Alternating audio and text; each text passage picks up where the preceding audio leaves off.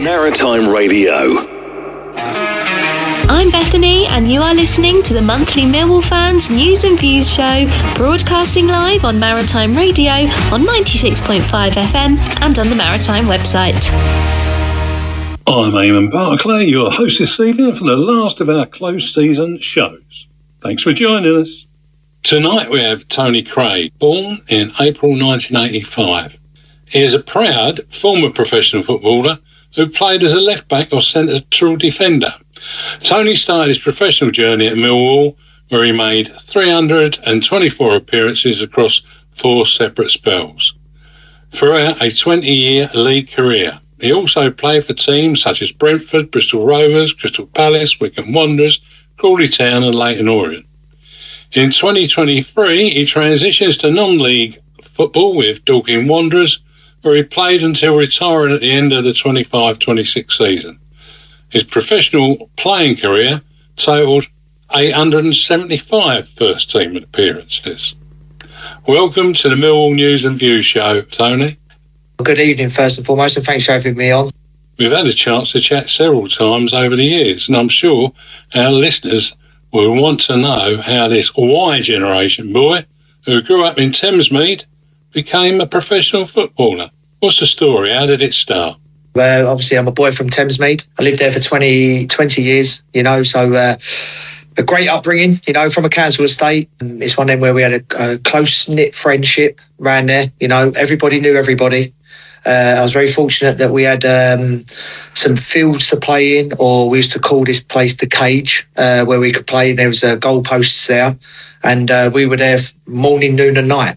There was a good number of us, luckily, in Cherbury Close in Thamesmead. There was a lot of boys who were sort of my age who all gravitated to each other and all had the love of football. And we used to push each other day in, day out. We always tested each other.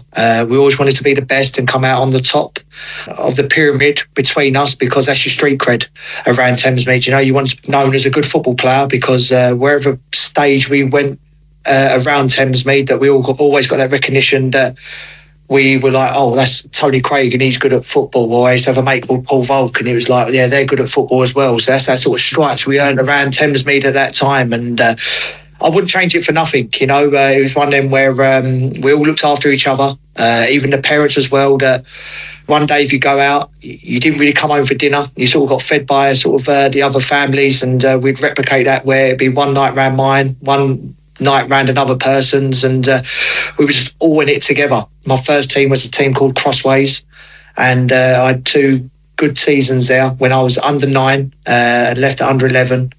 For me, it was just the best upbringing I could possibly have. So where did it first start, playing in teams, professional leagues? So I got picked up by Wimbledon when I was under 12. My brother was already at Wimbledon. My brother was 2 years younger than me, and he was a prospect that was very highly thought of at Wimbledon Football Club at that time. Lee is his name, is someone who pushed me at the same time, because he was getting all the recognition and praise, which he rightly deserved at the time. But that was my fuel and my fire to go and get better and prove people wrong and get better day in, day out. And we had an upbringing where we were competitive against each other. Me and my brother, of course we were. He was one of them where he was a big boy for his age, even though he was 2 years younger than me. He was bigger built than me and the same height as well. So we would test each other, and as boys are boys, sometimes you have the little scraps to see who's the strongest and everything like that. And but no, he was one of them where he drove me, Lee, if I'm perfectly honest with you. He should have done better what he should have, if he's perfectly honest, with the tools he had at them moments in time. But he had like the Arsenal ringing him up, West Ham, Crystal Palace ringing up on the phone, like Liam Brady begging him to come in. I was the older brother. And at Wimbledon, I probably got a contract because of Lee. They wanted to keep him happy, keep him at the club, keep him around. And it made my dad's life a lot more easier because we were trained the same nights and at the same place as well. So it's one of them where they maybe just signed me because to keep him at the football club. So for me, that was my fuel I needed. And that was me where I knew I had to work harder than anybody else around me. So I was at Wimbledon for 3 years in total. Finally got let go when my brother left. They got rid of me, and then that's when it was very fortunate that things seemed to change for me for the better. And that's when I had the opportunity to go to Millwall at the time, where there's a bloke called Gary Breton who knew Dave Mehmet. He knew I was looking for a club, and it was just thankfully that at that time and at my age group that Millwall needed a left back. And I think at that moment, as soon as I walked in at Calmont Road, I certainly didn't look back. Calmont Road was an experience for you with some interesting characters nonetheless, wasn't it? Cool, wasn't it just, it was a very harsh reality, it was very intimidating. It was full of men, big characters who would test you day in, day out. And it was one of them where I had to grow up very, very quickly. Probably ran my friendship proud. I wasn't quiet, but if I didn't know you, I would keep myself to myself. I wasn't one of them who wants to be the life and soul of the party. I was sort of like a sheep who just followed, to be honest with you. Just tell me a time I've got to turn up and where we're going, and I'll make sure I'm there and be a part of it. But if you showed a sign of weakness at that age, people and players would if you give them an inch, they take a mile off you, as the saying goes, doesn't it? So walking into Calmont, I knew what was at stake. First and foremost, it was a big privilege for me, obviously walking into to Millwall training ground, and obviously seeing the sort of stars who I've watched as well, So believe it or not, the season before, I'm going to watch them, and there's a few away games of that situation as well. And then all of a sudden, bang, I'm sitting down having dinner with them. So it's quite a surreal moment. But it was a moment which I flourished in, and I've really enjoyed it. And after going in there, that's all I wanted to be as well, was be a professional footballer. And I'm so thankful I can say to myself that I actually completed that. Yeah, we done well there. And then around about 2003, the opportunity knocks. All of a sudden, you're having a look at being in there with the first team. Tell us how that happened. There was a time where there was a few injuries around the first team squad. At that moment in time, say for instance, Mark McGee needed a right back. This time it was my opportunity. There was obviously an injury bit to Ronnie Ball and Robbie Ryan at the time. There was a space there for me to go and join in training. And some of them boys only went over there the once because they couldn't compete, or they sort of didn't have a good time over there. So for me, I had to go over there and I had to give my all. I had to be recognised by obviously the management staff, go in there and do a good account of myself. And thankfully I did. I stamped my authority early doors by doing the tackles, going through and showing that I'm worthy of a spot to be a part of this first team squad. And thankfully that one training session turned into many more.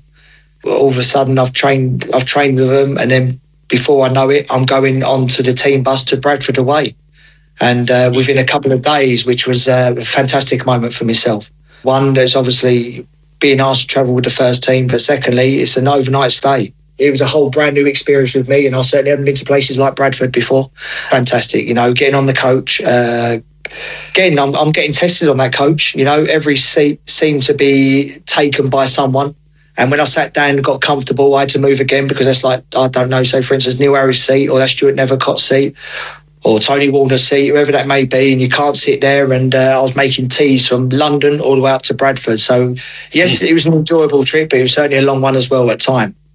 The magic. And that wasn't a game that you got on, but later that month, April the 26th, 2003, voila, what happens when you appear in a game when we're playing Nottingham Forest? What was that like?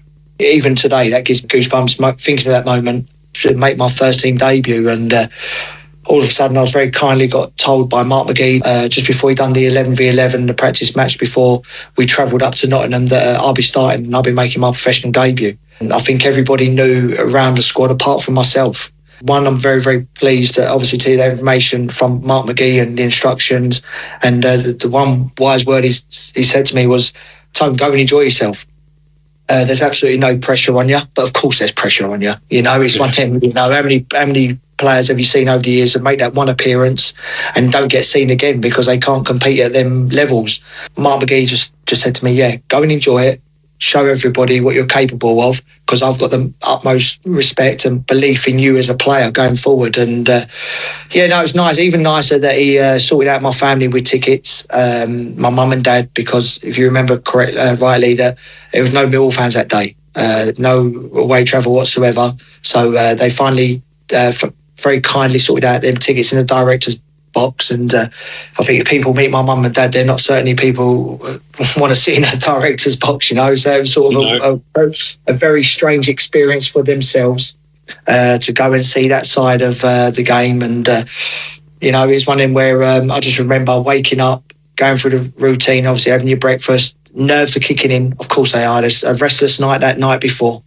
And obviously you're all geared up and getting ready and going in the warm-up. You're getting boys like Nethercott pulling me to a side, just saying, Tone, again, you've shown what you're capable of doing in training. We didn't think you was ready. You certainly wouldn't be playing now. So, we will guide you through it. We give you advice, but this is all on you as well at the same time. And obviously Neil Harris bringing me to the side, Timmy Cale, Warner, Matty Lawrence as well. They were fantastic, but the moment just went so quick. The game was 3-3 that day. I think I got booked in the first half where Mark McGee could have easily brought me home, because obviously I want to do a stamp my authority on the game, do a good tackle, crunchy one, but obviously it was a lot more quicker than what I actually thought. But again, it was a great occasion, not only for me, but obviously my mum and dad who were there, who have travelled with me through everywhere, through all the ages, through the highs and the lows.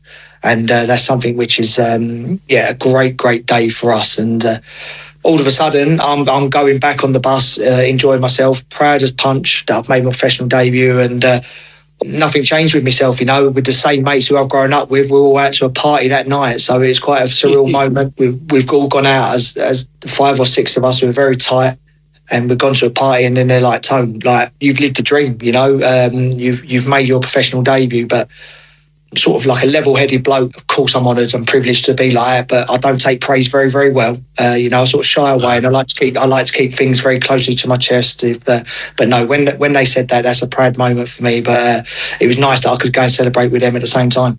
Was that season you, I think, appeared in 10 games? You also scored in a goal. Do you remember that one? That must have been significant.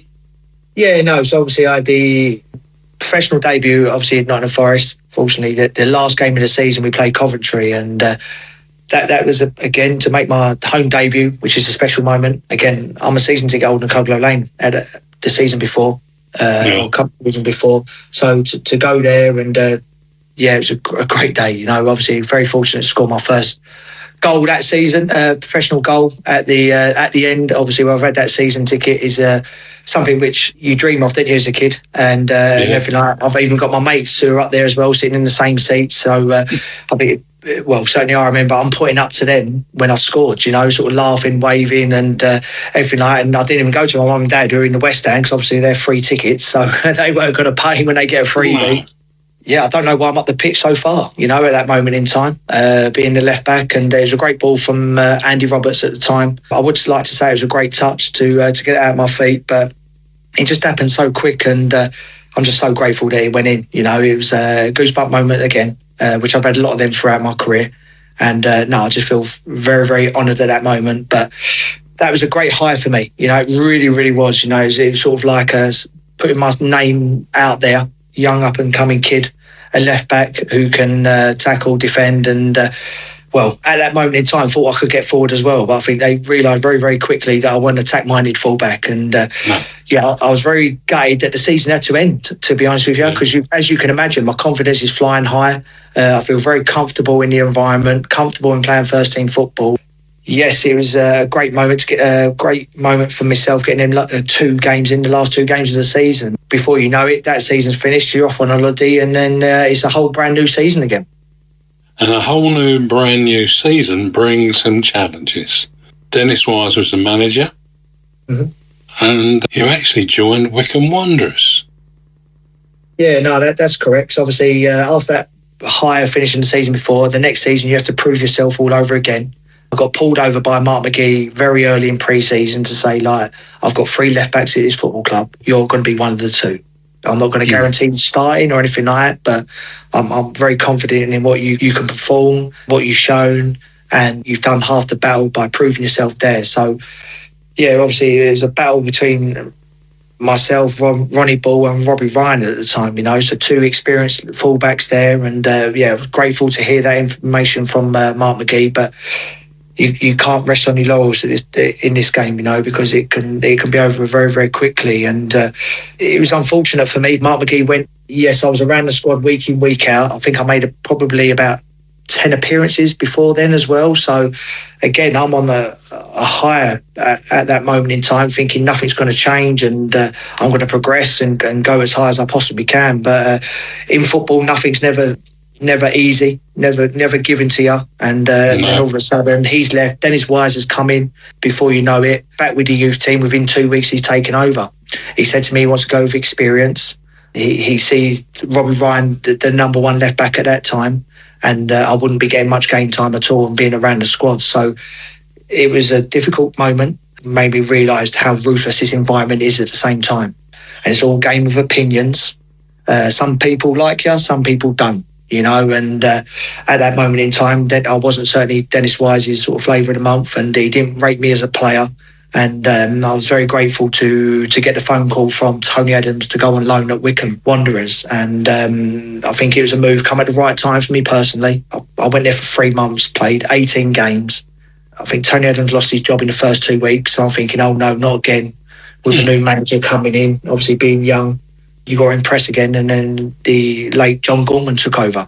What a great man he was, a great man manager. Thoroughly enjoyed my time there. And he made me captain for my last loan game. 18, 19-year-olds, I was captain at Wycombe Wanderers for that one game, which was very, very grateful. And then before you know it, I'm back at Millwall, where there was an injury or two. And I believe I got spare a few games before the end of that season.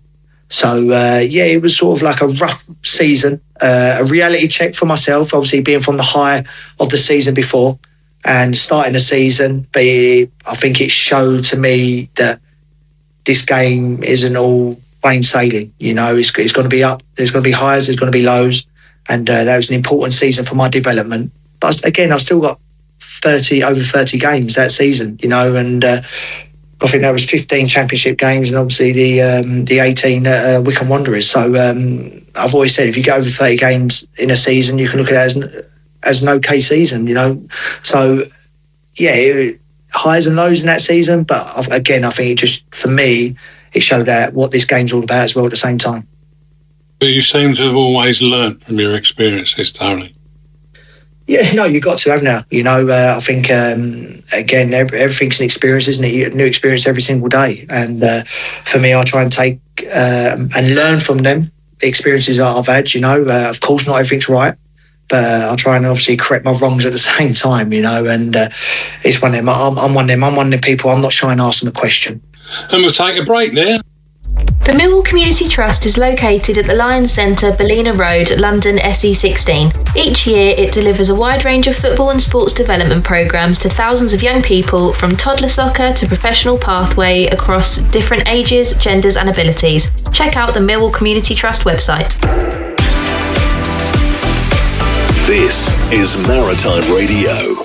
Give your puppy the best start possible with professional training by Learn Doglish, the local Guild-accredited and certified Greenwich Council-registered dog training instructor. With calm, positive and rewards-based training, communal Learn Doglish classes will help with loose lead walking, reliable recall, crate and toilet training, essential socialisation and so much more. And you'll be supported with training essentials too. Though, if you prefer, Learn Doglish also provide one-to-one training where your dog feels most at ease. For details, visit learndoglish.co.uk or call 07720 843 007. You can also find us on our Facebook and Instagram pages at Learn Doglish. Are you looking for confidential advice relating to drugs or alcohol, either for yourself or a loved one?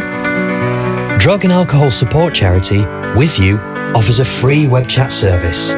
Within seconds, you can get non-judgmental support from an expert. Visit wearewithyou.org.uk today. Whether you want to make small changes or find new ways of staying safe and healthy, we are with you. Leaky taps, blocked drains, burst pipes at midnight? Don't panic. Help is just a call away. At Strictly Maintenance Plumbing, we handle all household plumbing with care and expertise. From everyday fixes to emergency call-outs, we're here when you need us most, always at a low cost you can trust. Keep our number handy, 07578 464540. That's 07578 464540. Fast, reliable, affordable. Strictly Maintenance Plumbing, keeping your home flowing smoothly. Local information whenever you need it. See maritimeradio.co.uk/support lines. I've looked after my kids since they were born. Now they've got kids. I still want to look after them. I don't want them struggling to make decisions about my money or my health if I can't. So we made a lasting power of attorney. Now, if I can't speak for myself, they'll speak for me. It's a weight off for all of us, isn't it? Yes, Mum. Lasting power of attorney. Search your voice, your decision. Thinking about university? Thinking about going back? At Bloomsbury Institute London, right in the heart of Bloomsbury, it might be easier than you think. Our degrees are awarded by Birkbeck, University of London, and we're ranked number 2 in London for student satisfaction. You can study law, business or accounting, and we've even got our own radio station, Bloomsbury Radio, right here on campus. Come along to one of our open days and see what it's really like. No pressure, just a proper conversation about what's possible. Register now at bil.ac.uk/open. That's bil.ac.uk/open. If I'm going out on my new paddleboard, the last thing I'm taking is my phone, right? Buoyancy aid, fine. But mobile? My whole life's on that phone. Why would I risk losing it in the... Coast Guard! Help! Okay, help's on its way. Grab my hand! Phone. In a waterproof pouch. It's the first thing I pack now. In an emergency at the coast, call 999 and ask for the Coast Guard. And please, respect the water. Maritime Radio, Community Line. Hi, I'm Janet Lee, founder and group leader of Reflections, a charity for people living with dementia and their family and friends. Do you know somebody who's caring for somebody with dementia? Are you caring for somebody with dementia yourself? Our groups may be of interest to you. We run 2 groups. A fortnightly friendship group that meets on alternate Tuesdays in Shrewsbury House. The friendship group is a friendly and welcoming free activities and social group for people living with dementia. At the group, you will find friends you haven't met yet. Come along and join in the activities, or just have a chat with others who are understanding and in a similar situation. Every session there is a professional singer at 2 p.m. with an opportunity to join in with singing and dancing. Local information for support is available if required. If you would like more information about either of our groups, please see our website reflectionsgreenwich.com. We would love to be able to welcome you. Local radio for Greenwich, Maritime Radio.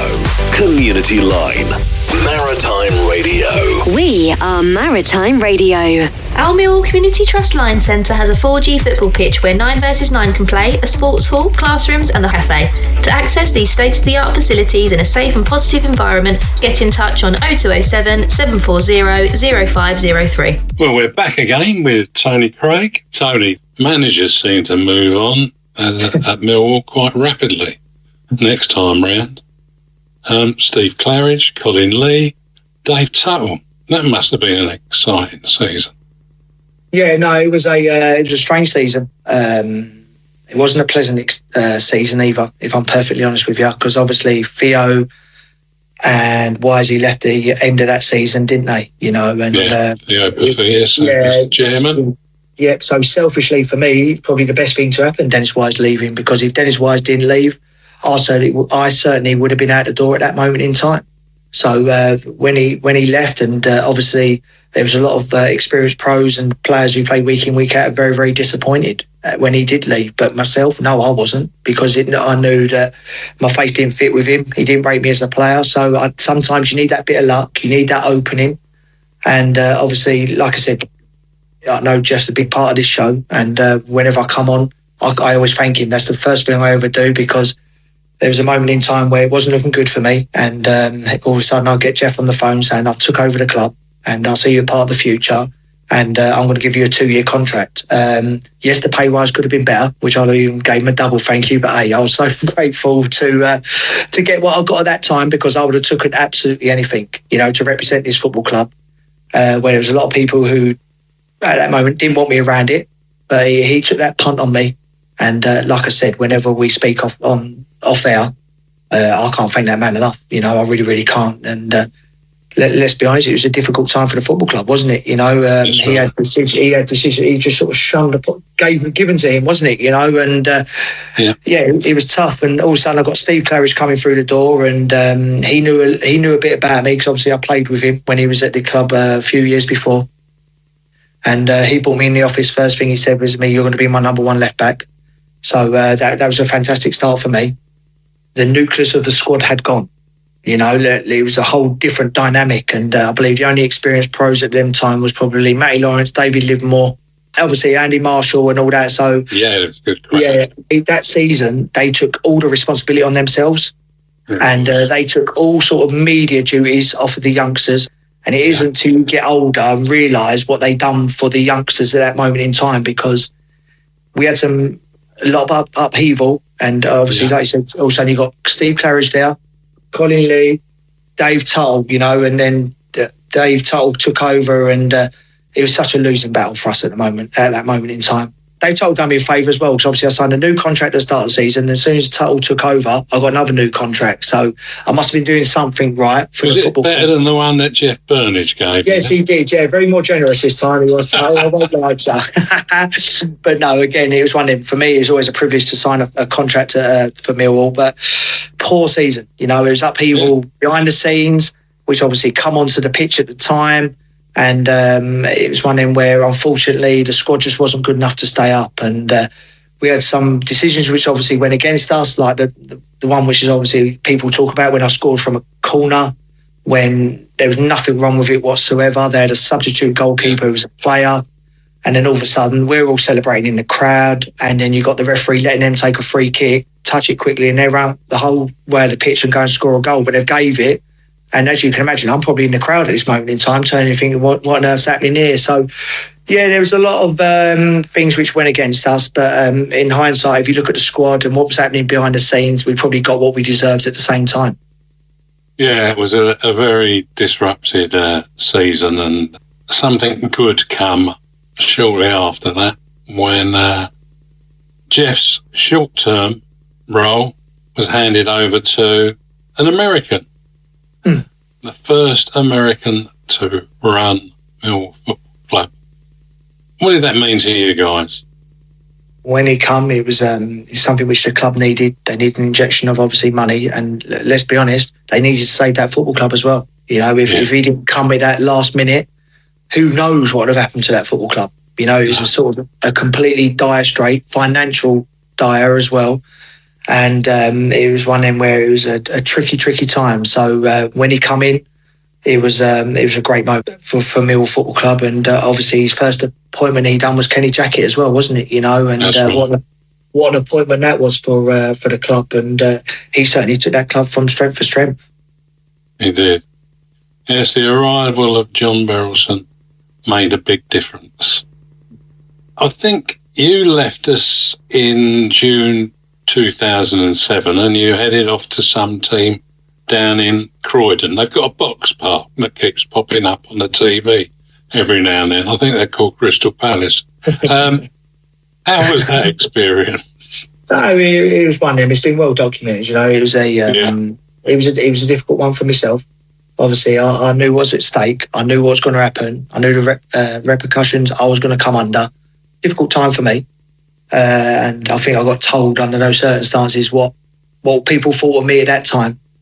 And but as you can imagine, at the time, is a discussion between me and Willie Donachie. And again, this was obviously before John Berylson, that the club sort of needed the money, to progress. And they thought they were signing a player who was, they see better fit for Millwall Football Club at that moment in time, which was Ryan Smith. And they signed him. And because let's be honest, the season before that, Ryan Smith was unbelievable when he first come on loan, wasn't he? So you can sort of justify that. So for me, that had to go to Crystal Palace at that moment in time. There wasn't no other offers for me.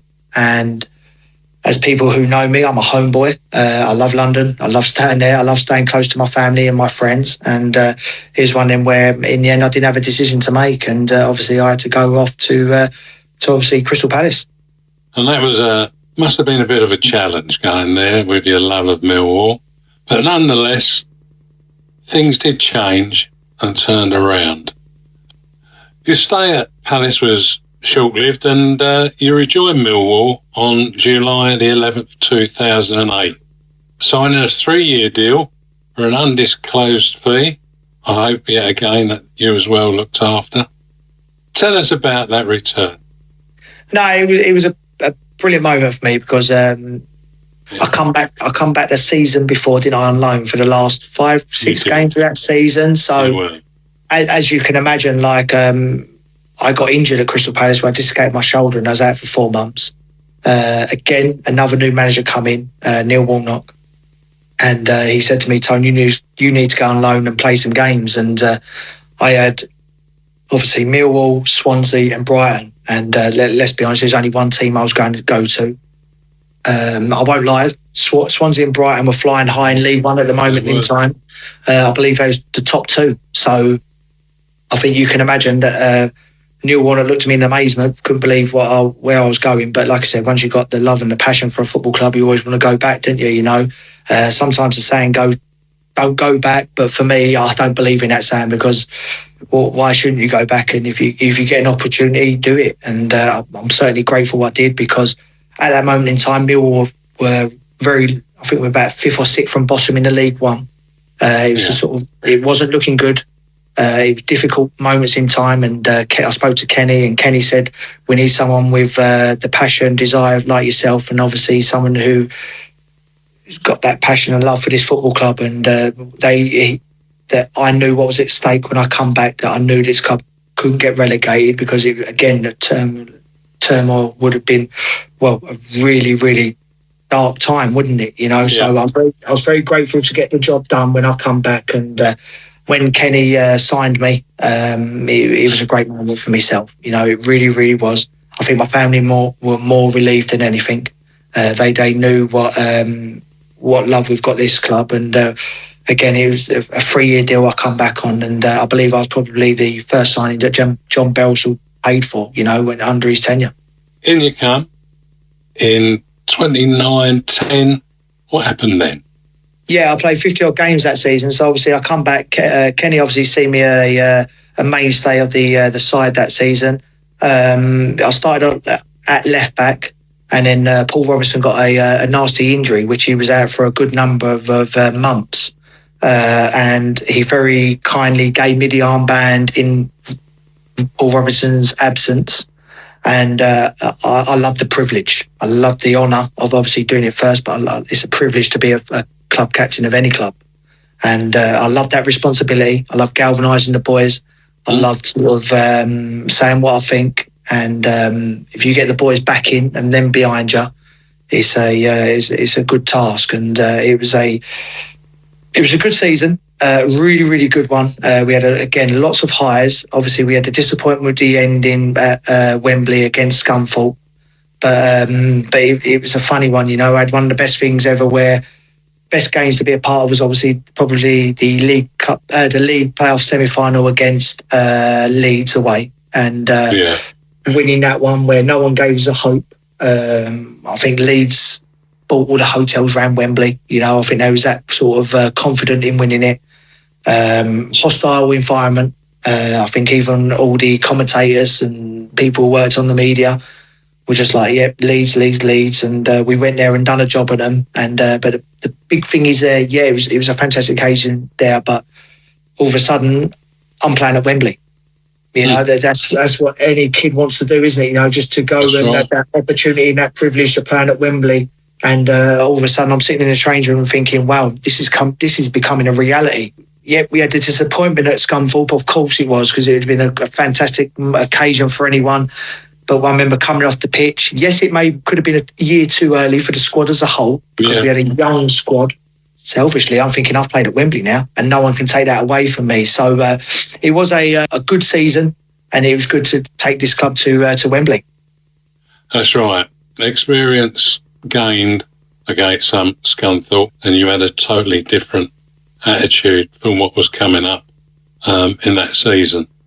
And you faced Swindon Town with a broken metatarsal after 44 minutes as well, didn't you? Yeah, no, if I'm perfectly honest with you, it's a tackle that I shouldn't have made. I had no chance of winning the ball, and all of a sudden I've kicked the bottom of the player's boot.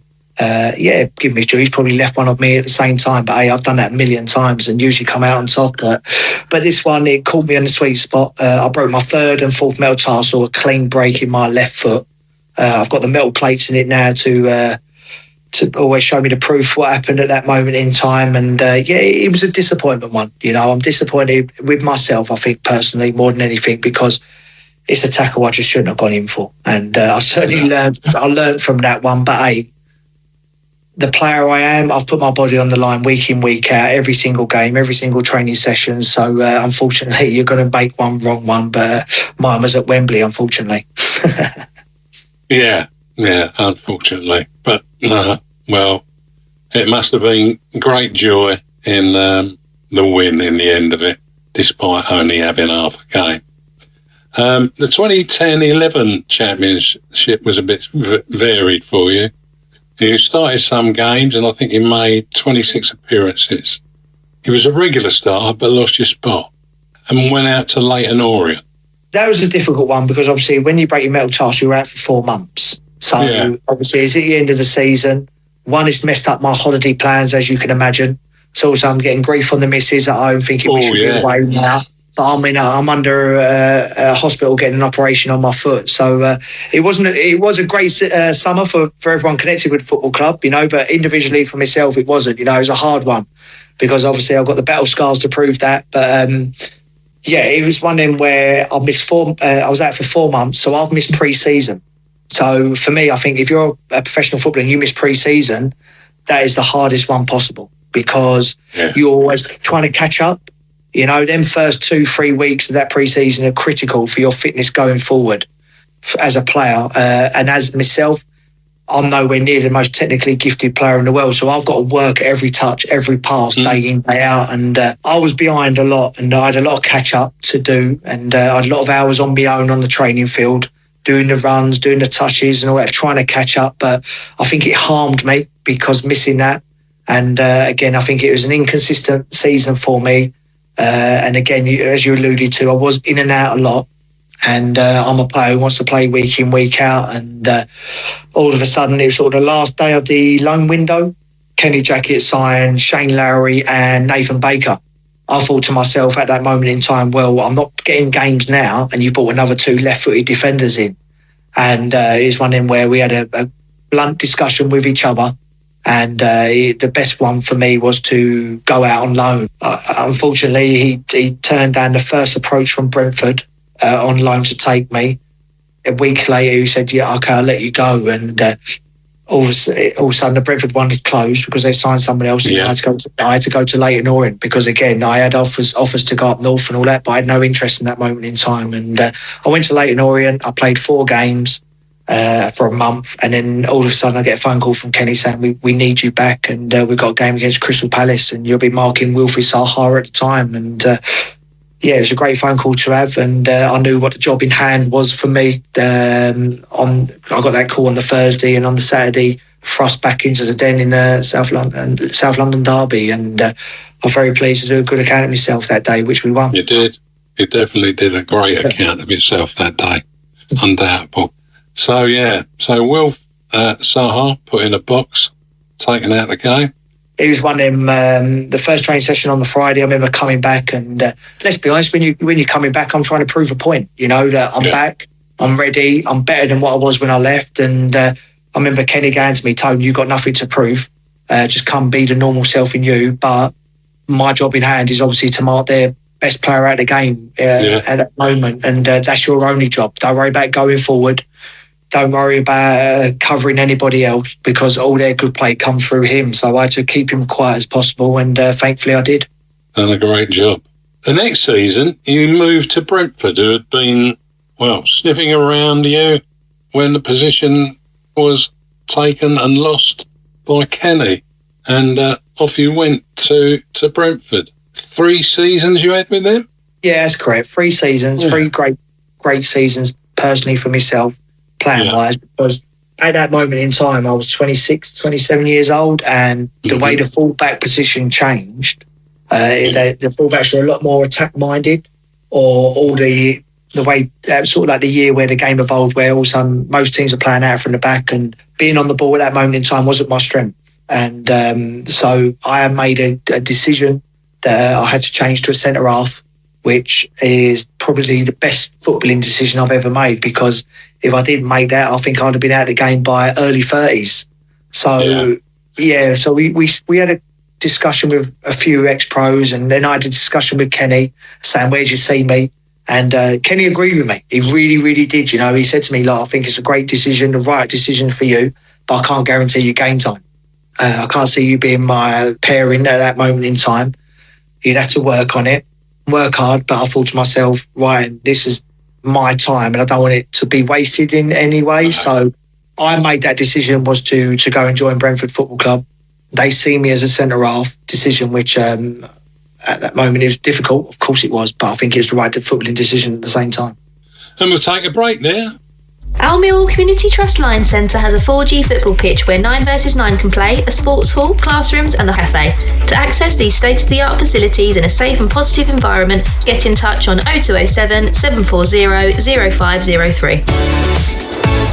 This is Maritime Radio. With a change in seasons, it's always good to have a hearty cuppa. Whether at home, work or out and about, a cup of Drury's finest tea or coffee will bring you that warm, comforting feeling. Drury's a family-run business that's been expertly blending specialist tea and coffee since 1936. Local residents that use Drury Tea and Coffee's click and collect service from their Royal Arsenal premises automatically qualify for a discount. What's not to love about a heartwarming brew from Drury Tea and Coffee? Find out more at shopdrury.com.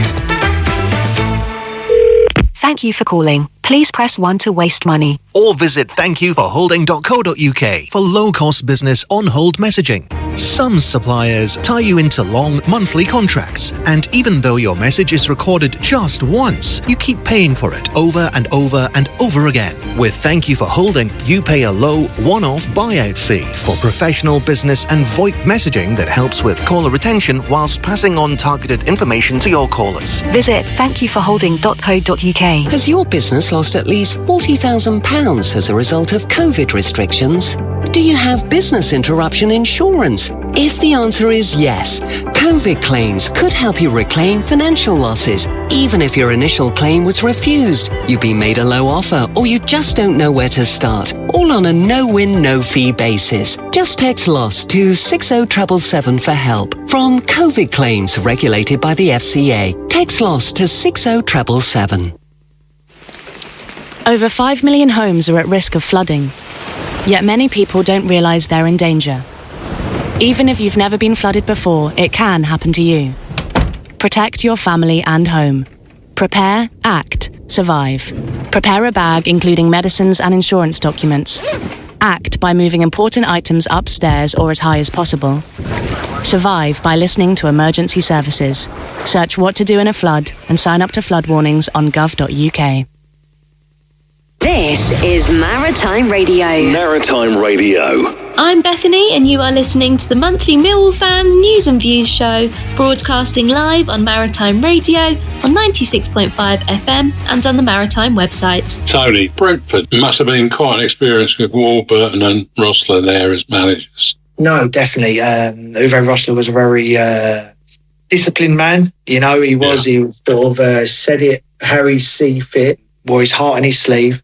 Mark Warburton, I think he got me playing football that I didn't think I was capable of doing. He gave me the confidence in myself to playing out from the goalkeeper, setting up attacks.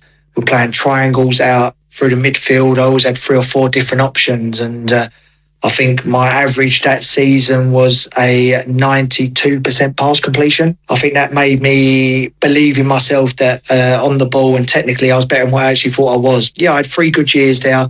We lost the playoff final that year against Yeovil. The following season we went up. Following season that we lost in the championship playoff semi-final against Millwall.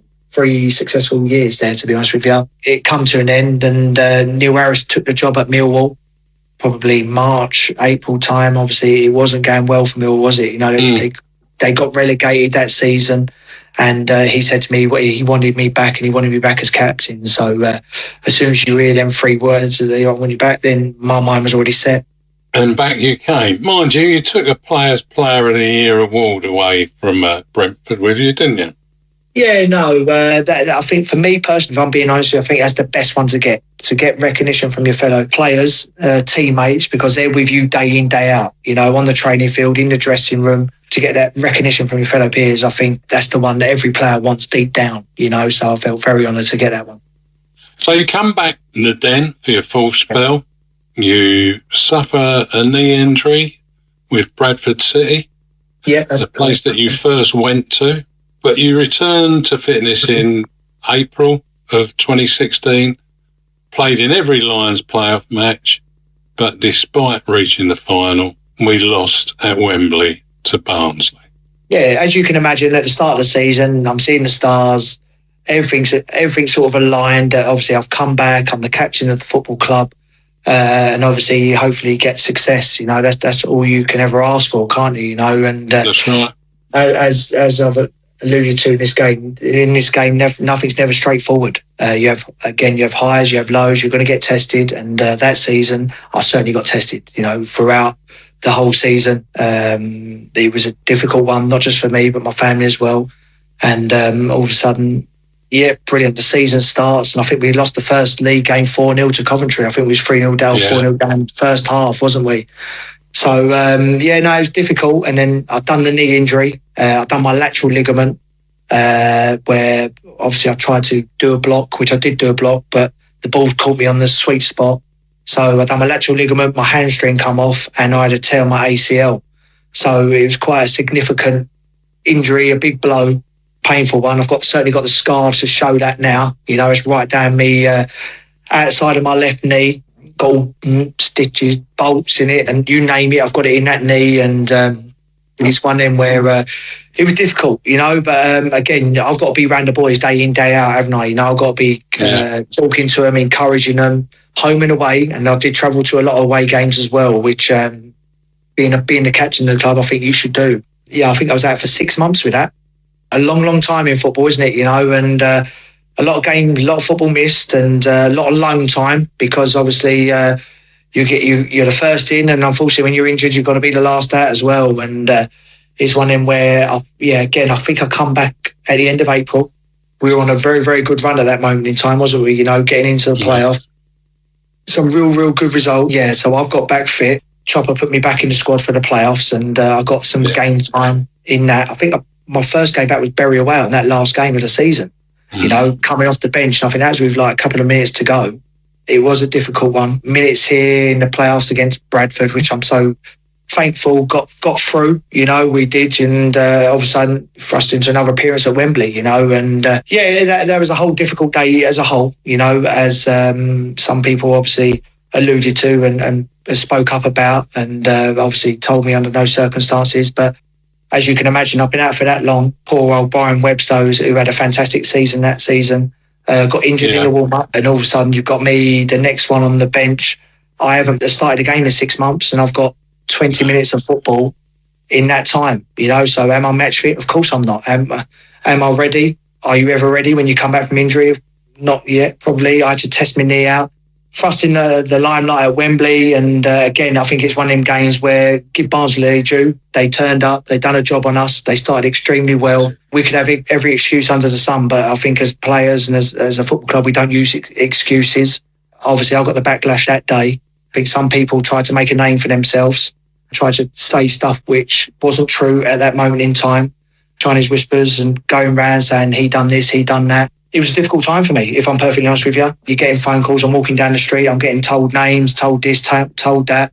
Even my daughter at school was even getting a bit of grief, you know. So it was a whole difficult situation, not only for myself, but some people went below the belt and they went for my family as well. I certainly won't forget that. I won't forgive them people. I know who it was. But again, football moves on, and I'm just so grateful that the next year I proved everybody wrong by getting this football club back to the Championship, which when I signed back with Chopper and obviously John at the time, that was my pledge to them, that I'll get this club back into the Championship. And I'm so grateful and honoured, and I'll get that commitment. But more importantly, no one can take that away from me. You know, I'm a club-winning captain at Wembley for Millwall Football Club. Absolutely. And Bradford seems to be a key feature in your career in a strange way. And there you are, captain at Wembley, place is packed out, and, it just all happens. And we win late on for a Steve Morrison's goal.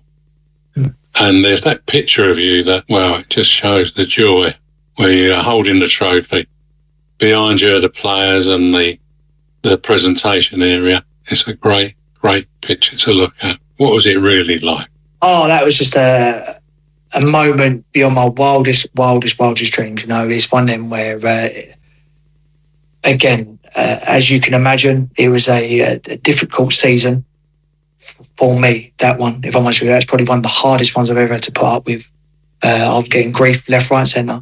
I remember walking into the game, I think my name was getting called out, and there'd be boos and you name it. But for me, I wouldn't let anybody get in my way of my dream, you know, because at this moment in time, I'm living my dream, being a professional footballer, representing a football club. And the people who were sitting in the stands, of course, that was their dream as a youngster, wasn't it? You know, everyone wants to represent the club they support.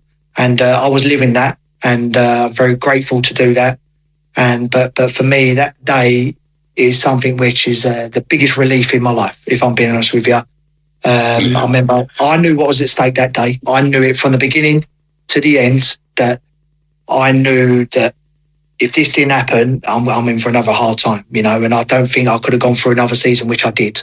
Not only me, but I don't think my family could have took it either, because again, they went through a lot. They did, you know, they didn't tell me at the time, you know, of course, but we are a tight-knit family, and if they come for me, they come for them as well, and vice versa. They come for them, they come for me. And for me, walking up them steps, I remember saying to myself, you take every moment in, you know, and I think there's a moment where I'm standing there and I've got the biggest smile in London that day. You know, I don't think anybody could have beaten me that day, taking that, and that's the biggest honour and privilege of my career. You know, that day single-handedly is a day which I think about day in, day out. You know, if I could think about it every minute of the day, I would. But, you know, when I see it pop up sometimes on Instagram or on the website, like just at the 10-year one, 9-10-year one on it, it's just something which is just, again, always brings that little glee in my eye, that little smile. And, like I said, I've got pictures up in my house to remind me of that moment. And I think I bore my poor kids about that daily. That's wonderful. Absolutely wonderful. I felt so proud of the team, and I felt really pleased for you, I must say. We moved up to the Championship again. Your situation changed the following season. You headed off, first of all, to Bristol Rovers, where you managed to do 120 appearances and scored 7 goals. Then you went to Crawley Town, a 2-year deal, a League 2 team. And then you headed to Dorking Wanderers in February 2023, because it was in the National Leagues, but it was still professional football. You managed to get another award with Jimmy Mewett, as I believe it's pronounced, and that was the Players Player of the Year award. On Good Friday 2026, you decided the game was up, but that wasn't a very positive experience, was it? You had a break on your leg there. Yeah, no, obviously after the hurrah and the great day at Wembley, as you can imagine, you're coming back, you're club captain, you've got the club to promotion, and you're back in the Championship where this club certainly belongs. Neil Harris obviously signed a new left back in James Meredith. He was going to start the season, that's what I was told. Gut wrencher, it hurt me, if I'm perfectly honest with you, and of course it was. I would have loved to have a couple of games to prove myself, consecutive games to find my feet. But them games didn't materialise, you know, they didn't come. I don't want to waste my career. I don't want to wait around and sit on the bench So, yeah, we had a chat with Chopper, John at the time, and I just said to him, I think my time, unfortunately, this football club has come to an end. And I knew what that was, because as soon as I said it at that age, I knew, obviously, then there was no one was coming back for a fifth time, was there? No. So it was one of them where that one really hurt me. And I think there was probably a couple of tears flew down my eyes. I think I turned away from Chopper when I said it, because I knew the eyes were going to roll up and that. But he did try keeping me and give me another year's contract, but it was a contract that I knew that I probably wasn't worth it, and it was a pay cut as well. And as soon as that happened, I knew my time was up, and I was very grateful to get the offer. I wanted to go out and play and enjoy my last years, because I was 31 at that time. Yeah, and I had sort of an offer accepted to go Southend. That was all done, more or less. And then Phil Brown got the sack, unfortunately, at that moment in time. And, when I say unfortunately, I think it was a blessing, really, because they went through a lot of turmoil, didn't they, after that? They did. Financial losses and not paying the players. But all of a sudden, for the first time in my career at 31, I'm out of London. I'm going to Bristol, which was a difficult one. I remember driving down there, and it was a long way. I couldn't believe how far it was, Bristol. But they were brilliant with me. They knew that for me, family come first, then football, of course, and we come to a conclusion that we can make this work. I didn't have to train every day, and I got looked after. But I'd only get looked after if I performed. I knew that. If I started not performing, then obviously I don't deserve them little breaks away and go and see the family back in London. It worked, and I think that galvanised me. I think it pushed me on. I had a good 2.5 years there. I really, really enjoyed it. Beautiful part of the country. Been interested if my family would have come up there, whether we would have stayed there or not. That's how much I really liked it. The manager come, and I was 35 at the time when I left Bristol, and then I went to Crawley. I'm back home with the wife and kids daily. Crawley isn't a bad commute from London for myself, just past Gatwick Airport. I had 3 years there. I think I played 120 games or something like there, I believe, maybe. So, again, a lot of games in that period of time. And a goal. One goal. And, again, I've scored at Brentford away, that one, for Crawley, yeah. So, I enjoyed my time. And then, obviously, a new ownership come in, and they wanted to go the younger squad, which, obviously, you've got to understand that's the model of football clubs these days. There's not many people can say they've had a career making your debut at 18 to 38 years old, 20 years as an EFL player, and my face certainly didn't fit at that moment in time. And then I went to Dorking Wanderers, and at that time I was 38. I'm really pleased with that, and I had a fantastic 3 years at Dorking Wanderers, and I think it was a great way to finish my career. Was it a fairy tale ending? Of course it wasn't, but I think it was the Tony Craig ending by breaking his leg and playing on for 60 minutes with a broken leg, my way of finishing my career. Another place where you ended up with a Players' Player of the Year award. That was the end of your playing days at the end of that season. We thought you'd go on forever, Tony. Andy Frampton used to say he was the most committed professional I ever come across. He was so committed to what he did, how he went about it, his eating, his drinking. It was just phenomenal. And the energy you put into it, just that. He reckoned outshone all the rest of the side. I think we thought that. And over the years, we've chatted to you on a number of occasions, and I think we've reflected that as well. You got your UEFA A licence whilst you was at Bristol Rovers. You also began working with Tonbridge Angels in the National League South just recently with manager Alan Dunn, who used to be your teammate at Millwall. One of the great memories I've got was be part and parcel of both you and Alan's Forever Lions induction at the Den, alongside Pauline Coe, who was an England and Millwall Lioness goalkeeper, and Teddy Sheringham had quite a career. It was great to get involved, seeing you guys. I know what that meant to you. That was a great day. Obviously, I was on the radio show, wasn't I, that night? We had a chat. I was none the wiser whatsoever. I think I put the phone down and sitting down, just relaxing, and then all of a sudden you get that message just saying you're being inducted into the Lions Forever Club. There's no bigger honour, is there, to be honest with you, to be inducted into any football club. People got to remember, this is my club. this is the club I've always followed, I've always loved, and there's no bigger honour for me personally. Yeah, captaining the club, of course, that's a massive, massive honour, but a fantastic evening that was, and the club really, really looked after us, all pleasing to do it with Alan Dunn. Come through the youth system, haven't we? Yes, I'm going to say he's a good couple of years older than me, but again, we understand the football club, we understand the passion by the fans. Receiving that message, I think I called you back straight away, didn't I? I wasn't expecting, certainly took me off guard, it surprised me, but whatever I can do for this football club, I'll always do. I'll always give my time to them, and I'm very grateful that, again, I'm coming back this year to do the under 15, 16s on a couple of evenings a week. I think that's important for my development. I think it's important for the players around that age group to know what's at stake this club and what's expected of them to get an opportunity to go and play for the team. If I can pass my wisdom to one or two of them, then it's worthwhile, isn't it? And again, I'm very fortunate the club look after me, because obviously I do that. I do the commentating as well. And again, I'll just help in any way I possibly can. But this Lions Forever Club thing is a big honour for me, to get outside, to go on the pitch and get the cheer from the crowd and get that recognition was a great evening. Tony, look, you were born in Greenwich, grew up in Thamesmead, and you and your wife and the children live in the borough of Bexley to this day. Thank you, Tony, for sharing your story. I'm sure the listeners will be amazed at what a story it was. Brilliant. Thank you for having me. Thank you. Yes, sir. Let them come, let them come, let them come. Let them all come down to the den. Let them come, let them come, let them come. We'll only have to beat them again. It's the best team in London, you're the best team of all. Everybody knows us, we're called Millwall. Let them come, let them come, let them come, let them come. Let them all come down to the den.